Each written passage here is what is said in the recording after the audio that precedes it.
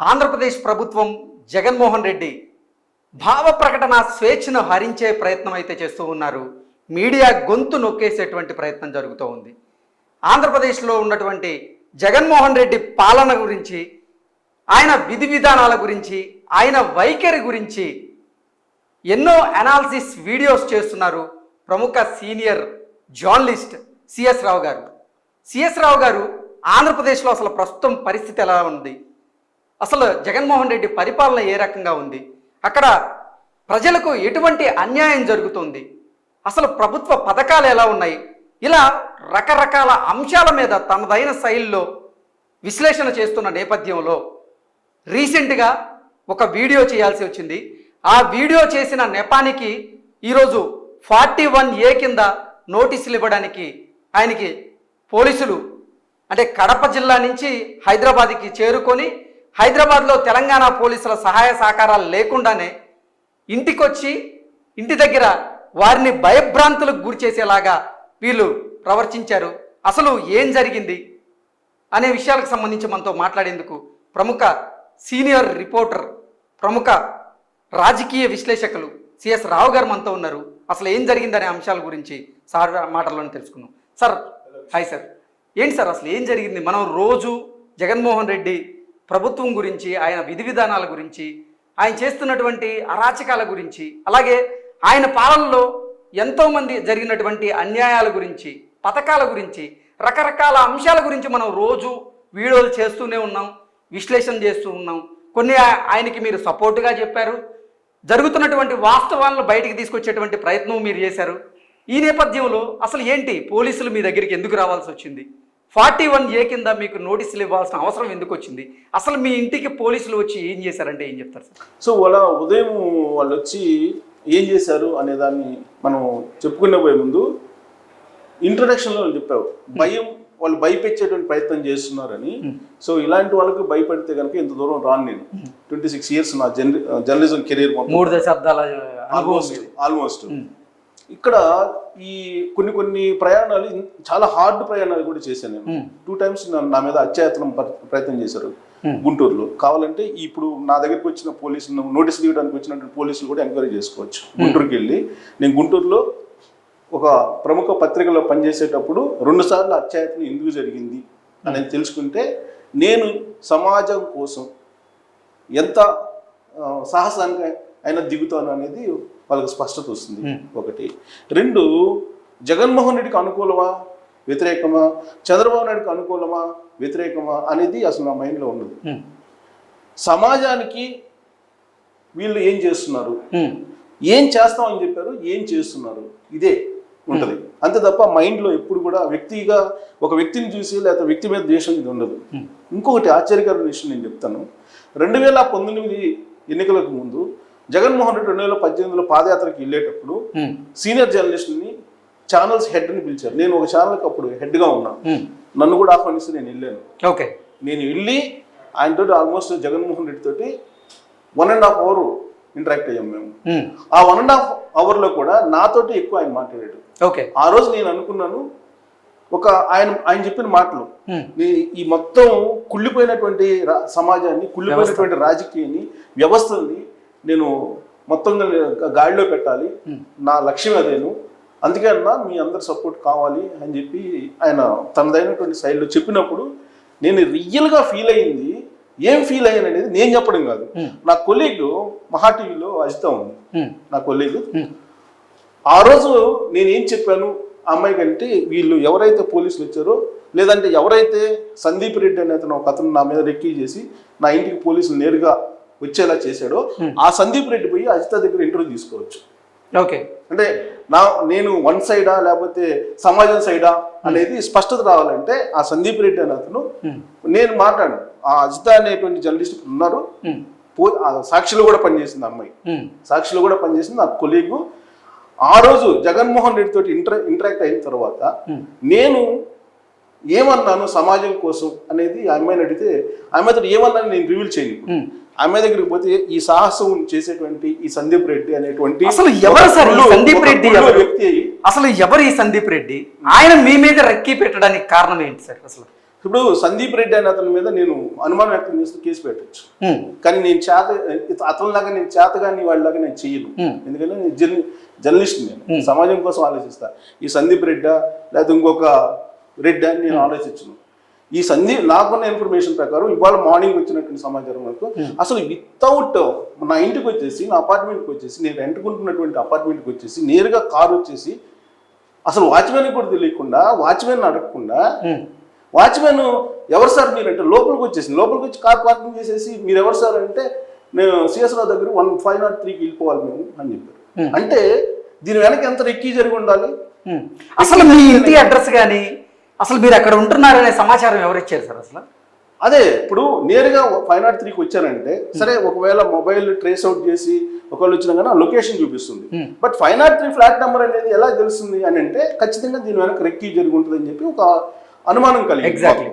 ఇది పోలీసులు వచ్చి మా ఇంటికి వచ్చి అడావుడి చేసి నాకు నోటీస్ ఇచ్చి వెళ్ళిన తర్వాత అసలు వీళ్ళు ఎలా వచ్చారు అనే దాని మీద నేను కొంత నా ఫ్రెండ్స్ కానీ నా కొలీగ్స్ కానీ ఉన్నటువంటి నా సర్కిల్లో నేను ఎంక్వైరీ చేస్తే సందీప్ రెడ్డి అనేటువంటి ఒక చీడపురుగు, సమాజానికి చీడపురుగు అంటాను. ఎందుకంటే ఒక సమాజం కోసం జర్నలిజం చేస్తున్నటువంటి వ్యక్తి మీద రెక్కీ నిర్వహించి ఆంధ్రప్రదేశ్ పోలీసులకి అడ్రస్ చెప్పినటువంటి ఈ సందీప్ రెడ్డి సమాజానికి చీడపురుగు అని అంటాను. ఎందుకనంటే నిజంగా నీకు సమాజం పట్ల బాధ్యత ఉంటే నువ్వు నన్ను అడగాలి. అవును, నువ్వు ఇన్ఫార్మర్వా లేదంటే పోలీస్ ఇన్ఫార్మర్వా చెప్పాలి. అతను పోలీస్ ఇన్ఫార్మరా లేదంటే నువ్వు సమాజానికి చెడుపురుగు అనేది తెలుసుకోవాలి. ఒకటి. రెండు, సరే పోలీసులు వాళ్ళ పని వాళ్ళు చేసుకుని పోతారు, ఇన్ఫార్మర్స్ని పెట్టుకుంటుంటారు, ఇన్ఫార్మర్స్ ద్వారా తెలుసుకుంటుంటారు, ఇదంతా ఓకే. ఎందుకంటే నేను నా జర్నలిజం కెరీర్లో నేను నల్లమల ఫారెస్ట్కి దాదాపు 3-4 సార్లు వెళ్ళాను నక్సలైట్ ఎంట్రీకి. అసలు ఏ టైంలో వెళ్ళాను తెలుసా? ఒకవైపు ఫైరింగ్ జరుగుతుంది, ఒకవైపు ఫైరింగ్ జరుగుతున్న సమయంలో నేను 2 days నల్లమల ఫారెస్ట్లో 2 days 3 days ఉండి ఇంటర్వ్యూలు చేసేవాడిని, పత్రికకి రిపోర్టింగ్ చేసేవాడిని. ఇవాళ డీజీపీ క్యాడర్లో ఉన్నటువంటి వాళ్ళు కానీ, ఐజీ క్యాడర్లో ఉండేటువంటి కానీ, డిఐజీ క్యాడర్లో ఉండేటువంటి వాళ్ళకి కానీ ఎవరినైనా కొంతమందిని అడిగితే తెలుస్తుంది నా ప్రొఫైల్ ఏంటి అనేది. ఆ రోజు నేను ఎర్రగొండపాలెం, ఈ సందీప్ రెడ్డికి తెలుసో తెలీదో, జూనియర్ అనుకుంటా, ఎర్రగొండపాలెం దగ్గర 4 పోలీసులు కిడ్నాప్ చేసి తీసుకెళ్తే ఆ రోజున సాహసోపేతమైన రిపోర్టింగ్ చేసి ఆ 4 పోలీసుని క్షేమంగా బయటకు వచ్చేటట్టు మేము చేసేవాళ్ళు లేదో ఆ రోజు డీజీపీ ఎవరైతే ఉన్నారో ఆయన అడిగితే ఈ సందీప్ రెడ్డి చెప్తాడు, లేదా ఇవాళ నా ఇంటికి వచ్చినటువంటి పోలీసులు చెప్తారు నా ప్రొఫైల్ ఏంటి, నేను ఏ విధంగా తెగించి రిపోర్టింగ్ చేస్తానని. తర్వాత నేను ఎంత నిజాయితీగా ఎంత తెగించి జర్నలిజం చేస్తాను సమాజం కోసం అనేది ఆ రోజున ప్రకాశం గుంటూరు జిల్లాలో ఉండేటువంటి ఎస్పీలను కనుక కనుక్కుంటే చెప్తారు. ఎప్పుడు ఏ ఇయర్లో 98 to 2004 ఈ పీరియడ్లో ఉన్నటువంటి ఎస్పీలను కానీ డీజీపీలను కానీ కనుక్కుంటే ఈ సందీప్ రెడ్డి అనేతను కానీ, లేదా సీఎం ఆఫీస్లో ఏదో ఈ కేసును మానిటరింగ్ చేస్తున్నారని చెప్పేటువంటి వాళ్ళకి కానీ ప్రొఫైల్ ఏదో తెలుస్తుంది. ఒకటి. రెండు, జగన్మోహన్ రెడ్డి ఓదార్పు యాత్ర కానీ, జగన్మోహన్ రెడ్డికి సంబంధించిన కవరేజ్ కానీ నేను చేసినటువంటి సందర్భాలు కూడా ఉన్నాయి. చంద్రబాబు నాయుడు మీకోసం యాత్రని కవర్ చేశాను నేను. తర్వాత అప్పటికి ఎలక్ట్రానిక్ మీడియాకి వచ్చున్నా. అంతకు ముందు చూస్తే రాజశేఖర రెడ్డి పాదయాత్ర చేసినప్పుడు, రాజశేఖర రెడ్డి బస్ యాత్ర చేసినప్పుడు వీళ్ళకి తెలిసి ఉండదు, ఆ కవరేజ్ నేను చేశా. అప్పుడు నేను ఇన్ఛార్జిగా ఉన్నా కోస్తా ఏరియాకి, ఒక పేపర్కి, ప్రముఖ పత్రికకి, నేను వార్తా పేపర్కి ఇన్ఛార్జిగా ఉన్నా. నేను కవర్ చేశా. రాజశేఖర రెడ్డి తోటి 5:30కి ఎర్లీ మార్నింగ్ 5:30కి నా ఇంటరాక్షన్ ఉండేది. ఆ జిల్లాలో ఉండేటువంటి డీసీసీ ప్రెసిడెంట్లు వస్తే నన్ను పరిచయం చేసి ఆయన రాబోయే రోజుల్లో ఏ విధంగా మీరు కోఆర్డినేట్ చేసి చేసుకోండి అని చెప్పేవాళ్ళు. అంటే నా నిజాయితీని రాజశేఖర రెడ్డి గుర్తించాడు. ఈ సందీప్ రెడ్డి ఎవరండి? కొన్ని జగన్మోహన్ రెడ్డి సీఎం ఆఫీస్ నుంచి చెప్తాడా? చెప్పడు. జగన్మోహన్ రెడ్డి అని చెప్తారు, సీఎం ఆఫీస్ నుంచి చెప్తాడని చెప్తారు. సరే, ఓకే, సరే, నా నిజాయితీ గురించి నేను చెప్పుకునే దానికన్నా కూడా ఎంక్వైరీ చేసుకోవచ్చు ఈ సందీప్ రెడ్డి అనే అతను. తర్వాత ఇప్పుడు ఈ పోలీసులు వచ్చారు మార్నింగ్. వచ్చినటువంటి తీరు కనుక చూస్తే మనం మామూలు వాళ్ళు అయితే నిజంగానే భయపడతారు. కొత్తగా జర్నలిజం చేసేవాళ్ళు కానీ, లేదంటే మామూలు వాళ్ళు అయితే నిజంగానే భయపడతారు వాళ్ళు చేసినటువంటి హడావుడికి. ఇప్పుడు నేను ఉంటుంది రెంట్ ఇల్లు. వీళ్ళు వచ్చిన తర్వాత చుట్టుపక్కల ఉండేటువంటి వాళ్ళు ఏం జరిగింది అని చెప్పి వస్తారు కదా. ఆ రెంట్కు ఇచ్చినటువంటి ఓనరు మనల్ని ఉంచుతాడా? ఇమ్మీడియట్ గా ఖాళీ చేయమని ఉంచుతాడా? కనీస పరిజ్ఞానం ఉండాలి కదా వీళ్ళకి. కనీస పరిజ్ఞానం ఉండదు కదా. ఎవరైతే పంపించారో వాళ్ళకి కనీస పరిజ్ఞానం. అసలు ఇంత హడావిడి చేయాల్సిన అవసరం హడావిడి చేయాల్సిన అవసరమే లేదు. న్యాయబద్ధంగా ఇప్పుడు నాకు ఫోన్ చేసినా లేదు నాకు నోటీస్ పంపించినా నేను రిప్లై ఇస్తా న్యాయబద్ధంగా. మనం పరారు కాదు కదా, మనం గజదొంగలం కాదు కదా, మనమే ప్రైవేట్ సైన్యాన్ని నడిపేటువంటి ఒక గూండాలం అయితే కాదు కదా, ఒక డెకాయిట్స్ అయితే కాదు కదా. ఒక బాధ్యతాయుతమైనటువంటి జర్నలిజాన్ని నమ్ముకొని 26 సంవత్సరాల పాటు పనిచేసినటువంటి ప్రొఫైల్ ఉంది. ఇది ఏమీ తెలుసుకోకుండా వాళ్ళు వచ్చేసి అసలు కనీసం ఇక్కడ ఆశ్చర్యం కలిగించేది ఏంటంటే, నేను పేపర్లో పనిచేసేటప్పుడు బళ్ళమాంబ అని ఒక ఆమె గురించి న్యూస్ రాశారు, మా రిపోర్టర్ రాశారు. నా దగ్గర 583 మంది ఉండేవాళ్ళు అప్పుడు. సరే ఒక రిపోర్టర్ రాస్తే దానికి సంబంధించి ఆధారాలు ఉన్నాయి కాబట్టి చెక్ చేసి నేను పంపిస్తాను. అల్టిమేట్గా లీగల్ నోటీస్ అని దానికి ఏం ఫర్దర్గా ఏమన్నా వచ్చినా కానీ ఇన్ఛార్జ్గా నేను ఉన్నా కానీ నేను చూసుకుంటాను. ఆ రోజు న్యూస్ రాసినప్పుడు ఆమె భక్తులు మా మనోభావాలు దెబ్బతిని మా స్వామీజీ న్యూస్ రాశారు కాబట్టి అని చెప్పి కనీసం 70 మంది నోటీసులు పంపించారు. వివిధ జిల్లాల నుంచి, దేశాల నుంచి కూడా, సింగపూర్ నుంచి కూడా పంపించారు. అసలు భక్తులకి ఈ సంబంధం ఏంటి? న్యూస్ రాసింది ఆమె మీద అని నేను కోర్టులో చెప్తే చాలా కోర్టులు రిజెక్ట్ చేశాయి. అసలు కేసు తీసుకోవాలి, దాన్ని తీసుకోకపోతే చీరాల కోర్టు తీసుకొని వాదించి తర్వాత కొట్టేసింది. ఇప్పుడు ఇదే సంఘటన నేను దాన్ని ఎందుకు గుర్తు చేస్తున్నా అంటే, ఇప్పుడు నేను వీడియో చేసింది జగన్మోహన్ రెడ్డి ఇప్పుడు ఎమ్మెల్యేలు పిలుస్తున్నాడు, వాళ్ళ గ్రాఫ్ గురించి ప్రస్తావిస్తున్నారు. ఆ సందర్భంగా ఒక ఎమ్మెల్యే రివర్స్ అయ్యారు, నీ గ్రాఫ్ బాగుందంటే నీ గ్రాఫ్ బాగుంది అని చెప్పి ఎదురు తిరిగారు. ఆ నేపథ్యంలో మాట పెరిగింది. అక్కడ ఉన్నటువంటి సుబ్బారెడ్డి వాళ్ళు సర్ది చెప్పారు. ఇది మనం చేసినటువంటి వీడియో. అంటే మనకున్నటువంటి సమాచారం ప్రకారం, మనకు వచ్చినటువంటి సమాచారం ప్రకారంగా మనం వీడియో చేస్తాం. దాంట్లో ఎంత వాస్తవం ఉందనేది కూడా మీరైన శైలిలో విశ్లేషణ చేస్తారు. ఇలా వార్త రాస్తున్నారు, ఇలా బయటికి వస్తూ ఉంది, ఇది నిజమని అయితే మనం నమ్మాల్సిన అవసరం లేదు, అలాగే అబద్ధం అనేది మనం కొట్టిపాయాల్సిన అవసరం లేదు. దానికి కూడా విశ్వసనీయ సమాచారం మేరకు అని చెప్పాం. కొన్ని సందర్భాల్లో మనకి ఉన్నటువంటి సోర్స్ కూడా తప్పు కావచ్చు, దానికి పద్ధతులు ఉన్నాయి. రిజైన్ ఇవ్వటము, లేదంటే లీగల్గా ఏదైనా నోటీసులు ఇవ్వటం, ఇవన్నీ పద్ధతులు ఉన్నాయి, చాలా పద్ధతులు ఉన్నాయి. కానీ నేరుగా పోలీసులు ఇంటికి వచ్చి 41A నోటీస్ ఇవ్వడం అనేది నా 26 సంవత్సరాల జర్నలిజం చరిత్రలో ఇదే ఫస్ట్ టైం. సార్, అసలు వాళ్ళు మీ ఇంటికి రాగానే మీకు ఏమనిపించింది? అసలు మీ కుటుంబ సభ్యులు ఏమనుకున్నారు? సో నేను ఇంటికి రాగానే నేను పేపర్ చదువుకుని వాళ్ళు ఏంటి, ఏమున్నాయి, ఏం జరిగింది అనేది చదువుతున్నా. వాళ్ళ పేపర్ కూడా చదువుతున్నా. వాళ్ళు వచ్చేటప్పటికి వాళ్ళ పేపర్ కూడా ఉంటుంది, అన్ని పేపర్లతో వాళ్ళ పేపర్ కూడా ఉంటుంది. అన్నీ చదువుతున్నట్టు సడన్ గా వచ్చేసి మేము కడప పోలీసులు మీకు నోటీస్ సర్వ్ చేయాలి. నోటీస్ దేనికి సర్వ్ చేస్తారు, ఎందుకు సర్వ్ చేస్తారు, ఏంటి అని అడిగితే ముందు మీరు నోటీస్ తీసుకుని తర్వాత చెప్తా ఉంటారు. నోటీస్ ఇచ్చే ముందు చెప్పాలి కదా, ఎందుకు నోటీస్ ఇస్తున్నారు చెప్పాలి కదా అని అంటే, మీరు ముందు నోటీస్ తీసుకుని సార్ మేము చెప్పాం. మీరుంది హైదరాబాద్లో, వాళ్ళు వచ్చింది కడప నుంచి. ఇక్కడ తెలంగాణ పోలీసులతో మీ ఇంటికి రావాల్సిన అవసరం ఉంటుంది. మామూలుగా అక్కడ జరిగిన కన్వర్జేషన్ ఏంటంటే, వచ్చిన తర్వాత మీరు నాకు పోలీసులని ఎలా తెలుస్తుంది నాకు అని అడిగాను. మీ ఐడి కార్డులు ఉన్నాయా? ఐడి కార్డులు చూపించిన తర్వాత నేను అవి స్క్రీన్ షాట్లు తీసుకున్న తర్వాత ఇవి నేను ఒరిజినల్ అని ఎలా నమ్మాలి, ఇది ఫేక్ కాదే నేను నమ్మాలి, నాకు ఎందుకు అనుమానం వస్తుందంటే అది కూడా చెప్పాను. ఒక 4 days బ్యాక్ ఏపీసీఐడి పోలీసులు అని చెప్పేసి ఐడి కార్డు చూపించి ఒక ఇండస్ట్రియలిస్ట్ని కిడ్నాప్ చేశారు, 10 లక్షల రూపాయలు తీసుకున్నారు. ఆ తర్వాత సైబరాబాద్ పోలీసులు ఎంక్వైరీ చేస్తే వాళ్ళు ఫేక్ ఏపీసీఐడి పోలీసులు అని చెప్పి తేల్చారు, ఆ కిడ్నాప్ చేశారు. ఆ సంఘటన జరిగి 4 రోజులు అవుతుంది. సో ఇప్పుడు మీరు ఫేకా ఒరిజినల్ అని నేను ఎట్లా తెలుసుకోవాలి అని చెప్పంటే, మీరు ఎంక్వైరీ చేసుకొని నోటీస్ అయితే తీసుకోవాల్సిందే అని చెప్పి పట్టుబట్టారు. పట్టుబట్టిన తర్వాత నేను అసలు మీరు డైరెక్ట్గా ఇళ్ళకి రావడం ఏంటండి, మీరు వచ్చేటప్పుడు అట్లీస్ట్ ఇన్ఫర్మేషన్ ఇవ్వాలి, లేదా తెలంగాణ పోలీసులు ఉంటారు వాళ్ళ పర్మిషన్లోకి వచ్చి వాళ్ళ పర్మిషన్ లేకుండా మీరు మీతో పాటు నేను రావాలన్నా లేదంటే మీరు నోటీస్ తీసుకోవాలన్నా ఇది కరెక్టేనా అని అడిగితే మొత్తం మీద వాళ్ళు కొద్దిసేపు చిన్న ఆర్గ్యుమెంట్ జరిగిన తర్వాత ఒప్పుకున్నారు, తెలంగాణ పోలీసులు తీసుకొస్తామని చెప్పి వెళ్ళారు.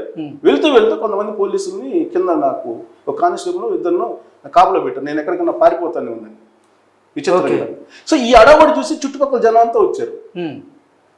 ఆ తర్వాత ఒక అరగంటకి మళ్ళీ తెలంగాణ పోలీసులు తీసుకొని వాళ్ళు ఒక 7-8 మంది, వీళ్ళు ఒక 4, మొత్తం 10 మంది వచ్చేటప్పటికి ఆ చుట్టుపక్కల అందరూ ఏదో నేరం జరిగిపోయింది అక్కడ అని చెప్పేసి వాళ్ళు చెప్పుకోవడం ఆడికి రావటం ఇవన్నీ చూసాం.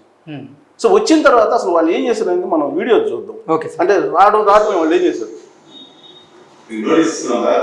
నోటీస్ ఇస్తున్నాం సార్. ఇతను ఎవరు సార్ అసలు? అతను ఎస్ఐ. ఇతను ఎస్ఐ భక్తవత్సలు అనే పేరు చెప్పారు. ఓకే, అక్కడ ఉన్న ఇతను కానిస్టేబుల్, ఇతను ఒక కానిస్టేబుల్ అని చెప్తున్నారు. ఓకే.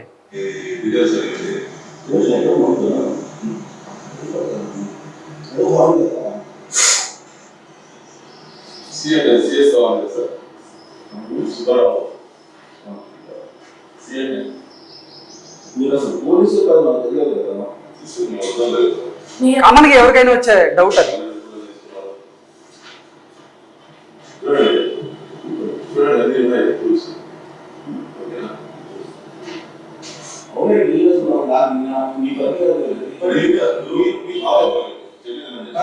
తెలంగాణ పోలీసు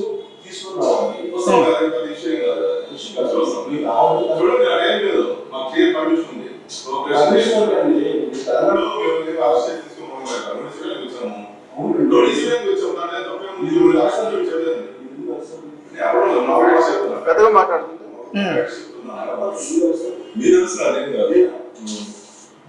మీరెక్కడి నుంచి సార్? మా అమ్మాయి డాక్టర్, ఆ అమ్మాయి నిద్రపోతుంది. నిద్రపోతే అమ్మాయి ఈ అరుపులు చేసి విని అసలు ఏంటి మీరు ఎక్కడి నుంచి వచ్చారు ఏందని అడుగుతుంది. ఇక్కడ డివిజన్ వాళ్ళు రావాలి కదా, ఇక్కడ డివిజన్ వాళ్ళు వస్తారు కదా, రాయచూర్ పోలీసులతో ఇక్కడ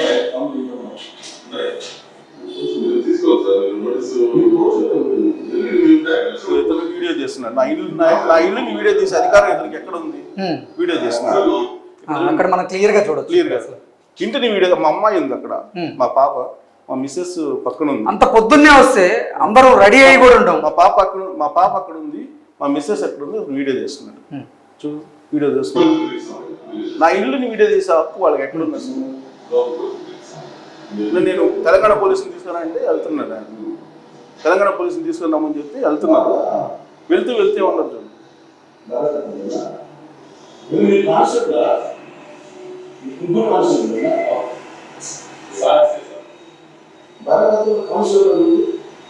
అంటే వాళ్ళ ఐడీలు తీసుకొని నేను స్క్రీన్ షాట్ తీసుకున్నాను. రిజిస్టర్ పోస్ట్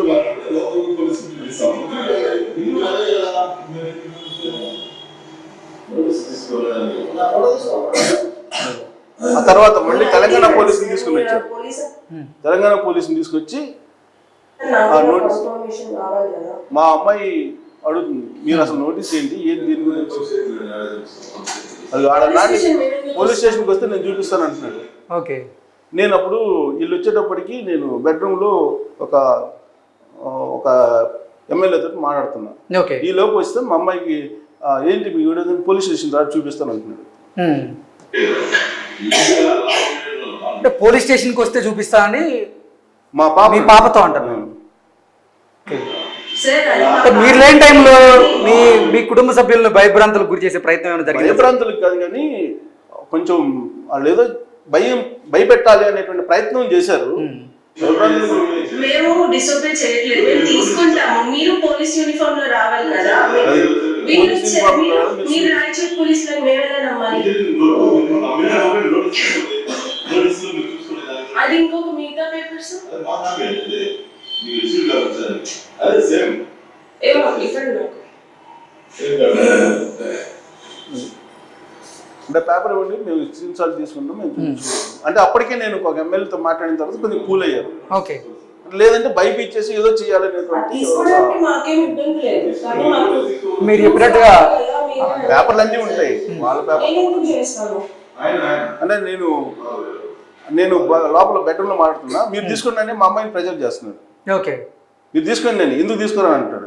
మా అమ్మాయికి దానికి సంబంధం ఏంటి అసలు? మీకు నోటీసులు ఇవ్వడానికి వచ్చి మా అమ్మాయికి ఆ నోటీసులు సంబంధం ఏంటి? మీరు తీసుకున్నానే మా అమ్మాయిని ప్రెజర్ చేస్తాను. నేను బెడ్రూమ్ లో మాట్లాడుతున్నా ఫోన్ ఎమ్మెల్యే తోటి. సరే ఆయన పేరు రివీల్ చేయండి. ఇంకొక పేపర్ కూడా ఉంది కదా, అది కూడా ఒక్కసారి. ఇతను కూడా వీడియో చూసి ఇతను తెలంగాణ పోలీసుని తీసుకుని ఇచ్చారు. నేను తెలంగాణ పోలీసుని తీసుకున్నా అండి, మీరు నమ్మం కదా అంటే తీసుకున్నాను. ఇది నోటీస్ ఏంటి? ఇది ఎస్పీ దగ్గర నుంచి వచ్చిందా సార్? ఇది superintendent of police SP Annamayya జిల్లా. సో ఆయన పంపించారని చెప్పి వీళ్ళు వచ్చారు, ఇది నోటీసు. సో వచ్చిన తర్వాత వాళ్ళు అంటే అసలు ఇంటికి రావాల్సిన అవసరం లేదు, కొన్ని ఆఫీస్కి రావచ్చు కదా, ఇంటికి రావాల్సిన అవసరం ఏంది? ఆఫీస్ తెలుసు కదా, ఇంటి అడ్రస్ తెలుసుకుని ఆఫీస్ అడ్రస్ తెలుసు కదా.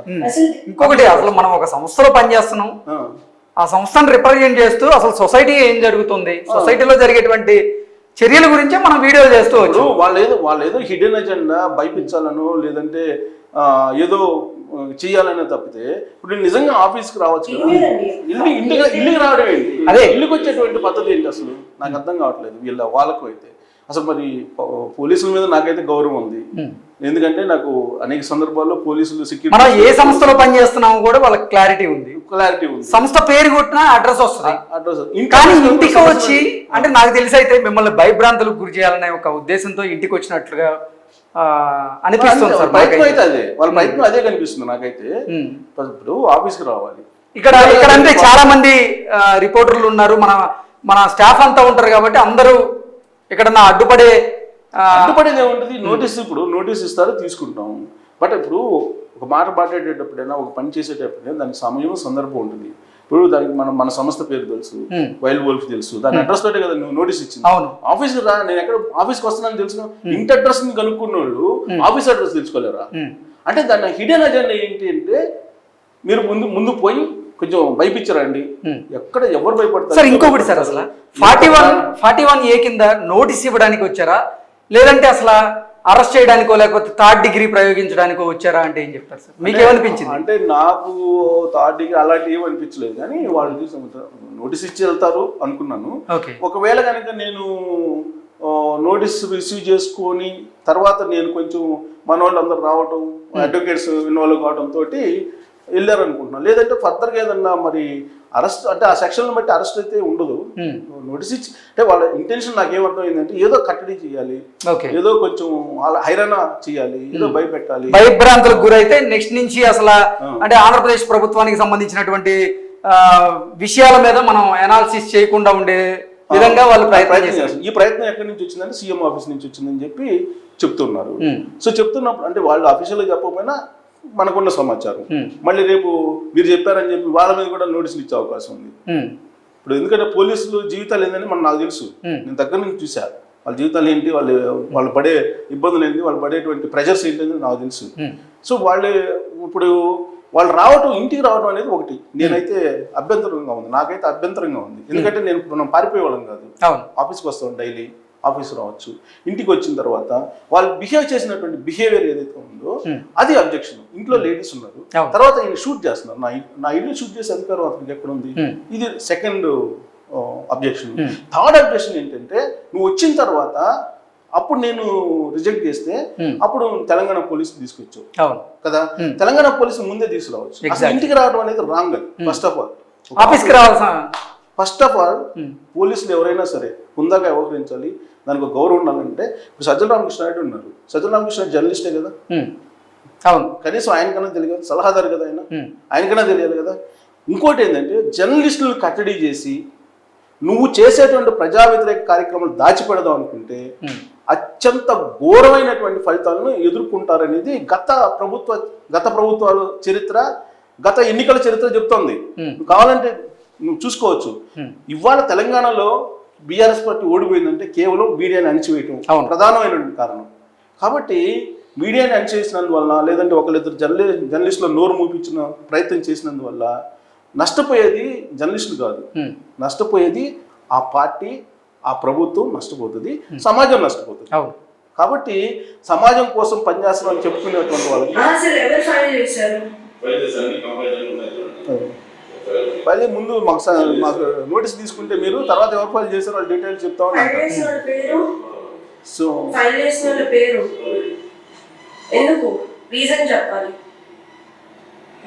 అసలు ఇంట్లో వచ్చి ఎంత అసలు పోలీసులు అంటే ఏంటి, పోలీసులు అంటే ఏదైనా చేయొచ్చు అనేటువంటి యాంగిల్లో వాళ్ళు ఎంతో బాధ్యతగా వ్యవహరించాల్సిన అవసరం వాళ్ళకు ఉంది. కానీ సో ఇక్కడ నాకైతే చాలా బాధ కలుగుతుంది. ఇలాంటి వాళ్ళు అంటే బాధ కలుగుతుంది తప్పితే నాకు భయం అనేది కాదు. ఇలాంటి వాళ్ళక రాజ్యాధికారం ఉంది. ఇప్పుడు మనమేం పారిపోం, అఫీషియల్గా వచ్చి నోటీస్ ఇవ్వచ్చు, లేదా రిజిస్టర్ పోస్ట్ పంపించవచ్చు, లేదా వాట్సాప్లో పంపించవచ్చు. కేవలం భయపించాలి, భయపెట్టే ప్రయత్నం చేయాలి, అలా నోళ్ళు మూపించాలి అనేటువంటి ప్రయత్నం తప్ప దీంట్లో ఏమాత్రం లేదు. సరే వాళ్ళు ఏదో రమ్మన్నారు, మనం వెళ్తాం, ఇచ్చేది ఎప్పుడు రమ్మన్నారు సార్? 12వ తారీఖు రమ్మని. 12వ తారీఖు కడప పోలీస్ స్టేషన్కి వచ్చి మీరు ఇన్వెస్టిగేషన్ ఉంది, దాన్ని మరి రాండి అని చెప్పారు. అది అది మొత్తం ఎపిసోడ్లో ఏంటంటే నాకైతే జగన్మోహన్ రెడ్డి మీద ఒక గుడ్ విల్ ఉండేది 2019కి ముందు.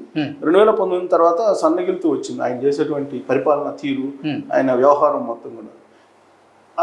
కొంత కన్ఫ్యూజన్ కూడా ఉంది. అసలు ఈయన చేసిన కొంత మంచి కొంత చెడు ఏదో కలవరుగా ఉంది అని. ఈ సంఘటన తోటి చాలా స్పష్టత వచ్చింది నాకు. అంటే నా పర్సనల్ అంటే తండాకు వస్తే కానీ తెలియదు అంటారు, నా పర్సనల్గా వచ్చింది కాబట్టి చాలా స్పష్టత వచ్చింది జగన్మోహన్ రెడ్డి మీద.